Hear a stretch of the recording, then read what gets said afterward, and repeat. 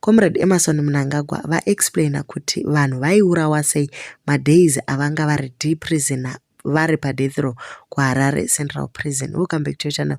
Please don't forget to like and subscribe. Nyaya yacho inorwadza moyo kuri kunzi loan yamunoona pa-Central Prison iyo pazasi payo pane macomrades akaurawa. Saka waizoti wapedza kuyenyewa waibva watorwa bhodhi yako yondochererwa pasi vobva vadzvara loan pamsoro. Inyaya inorwadza, madays airwirwa kusununguko, ivo vakazongopona nepaburi retsono. Saka zvinzwirei vachizvitaurira nyaya yavo. Unotanga kuita 9 o'clock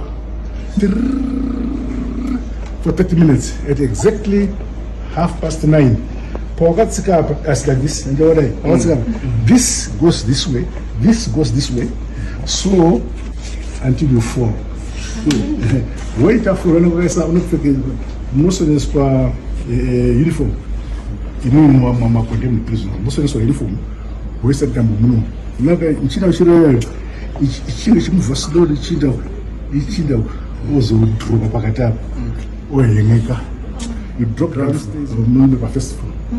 Usko pasipaba. Usko pasipaba bending get them. Yeah. When there enzi I forget the name. It come back ever kwa kuzaka and all men ever kuzaka. Kana so pasipaba anusko kuriji. Ukuruba ukudu greening gari bagude ukupetwa some wheelbarrow.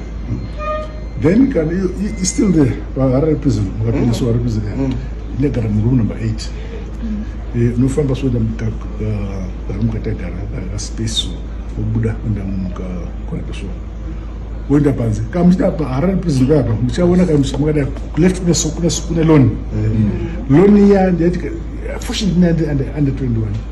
Saka wangu ya braka na wano chira kuyoko wodini mukando wofutsira kudzora loni. Saka loni yamunoona yeye pasi pari macomrades